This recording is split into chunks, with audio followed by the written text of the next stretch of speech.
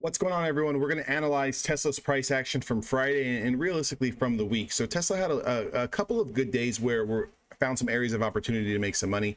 We made some money trading Tesla to the long side off the open in the live trading webinar with Evolution Traders.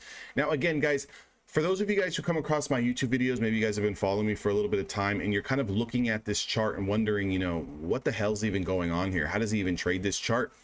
Again, this chart provides a lot of supply and demand zones. It provides a lot of areas of opportunity where we can make money and see potentially where we should be getting into trades and potentially where we should be taking profits, right? So how many times have you been into a trade, you feel like the trade should have gone in your favor and then it just stops, right? More than likely you hit an area of liquidity, you hit an area of supply, or an area of, demand, something out there triggered buys or sells, right? So in Evolution Traders, each and every single morning, we open up the morning where we're on a live voice chat where I'm sharing my screen, or I do a live stream where I'm also sharing my screen. It provides a great level of comfort because people are able to ask questions in real time if they're in a trade, potentially where should they be selling at, potentially what's the next area of demand, what are we really looking for? It allows us to sit on our hands and be patient and wait for those areas to set up. If you feel that might help you, again, this is the start of the month. If you check my community post, evolutiontraders.com, become a lifetime member. You can get access to that along with the courses where I go over how to use this chart in full depth. You get access to the community, access to everything that we've got going on the inside, one-on-one coaching, calls, mentorship, this, that, and the other. But if we look at what's going on with Tesla here, we had a little bit of consolidation down here at the 100 EMA as well as the 100 SMA. We bounced and tagged off this lower Bollinger Band, and then we came pushing up. Now, I want to show you guys Friday's price action where we gapped up over this linear regression supply, and we started to pop through on a daily time frame, the 50 SMA and the 10 SMA. These are very important levels. Now, this candlestick here could be signifying that we're on a little bit of a pause for the next big move. Now that next big move is going to come once we start to lose this area of around 240 and get through 238. I would say that Tesla's going to be punching down towards 229, 230 at that point in time. That's not what we're going to want to see if we're a long-sided trader or a bull. Now to the top side, we still have some areas to kind of clean up, but a big area that I'm looking for is a daily candle close over 256 or 257. That's this 20-day moving average. That's going to be coming out of this 1, 2, 3, 4-day consolidation off of this extended downwards move here. And if we can get over this level, you can see there's no supply zones ahead. We can start to have a little bit of a bull run here on Tesla. Now, again, how is that going to set up? We don't know. But as long as we do know where potential levels we need to be watching and sitting on, it's going to make things a lot easier for us once we do get into trading on a day in, day out session. So if I do go to the 1 hour time frame, you can see here over this pre-market level is what me and a couple of the guys took.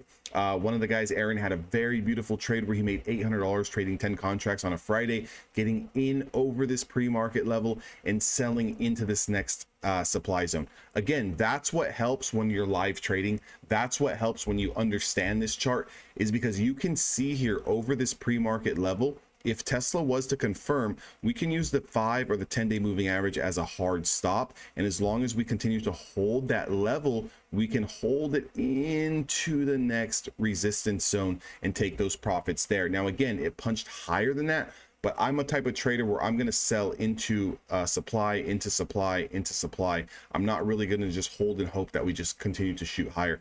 Now, you can see we had a little bit of a short position that came here later on in the day. We had a little bit of a pullback. Why was there no short position here, here, or here? Just because of the fact that support was so close.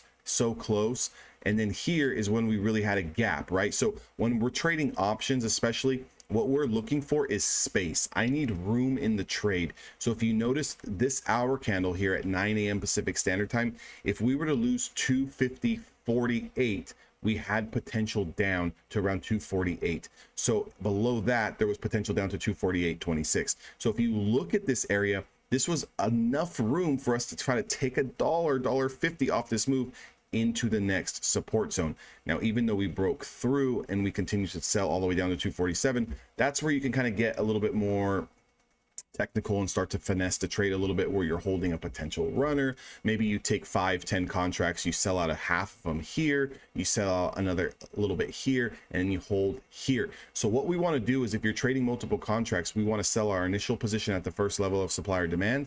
then we want to sell another contract here, another contract here, another contract here. Each level we want to be selling contracts until you're out of contracts. That's the way my scaling plan is going to work. And then we have those set stop losses. What are those set stop losses?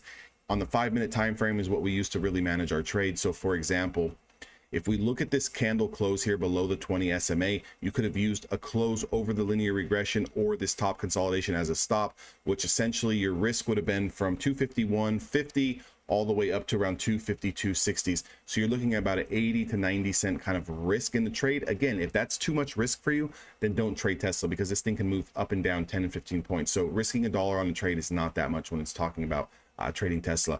And then if you would have gotten in at 940 here, you can see that it just rides below this 5 SMA, and that's something that we really use to kind of manage our trades. That so as soon as we do close and break above the 5 SMA, we would be getting out here, or we would be selling at these levels of supply or these levels of demand on the way down. Again, so if reading price action like this is going to be helpful to you, if looking at the charts in real time and talking to other traders live, or just even listening is going to be helpful to you, where you feel like that's going to be what's going to put you over the edge to really start understanding how to read price action and trade and become a bit more consistent trader, join Evolution Traders, become a lifetime member. That website is evolutiontraders.com. Again, check my community post. I posted a link there. We're starting October, so I'm taking a couple new students there if you want to take advantage of that opportunity. Again, we don't open the room up to hundreds and hundreds of people. It's very small, it's very tight knit, everyone works together, and I feel that it's a very, very good vibe in there with a lot of really, really great dudes. But again, I'll see all of you guys on the inside who decide to take me up on it. For the rest of you guys, I'll see you guys all on the next trading video.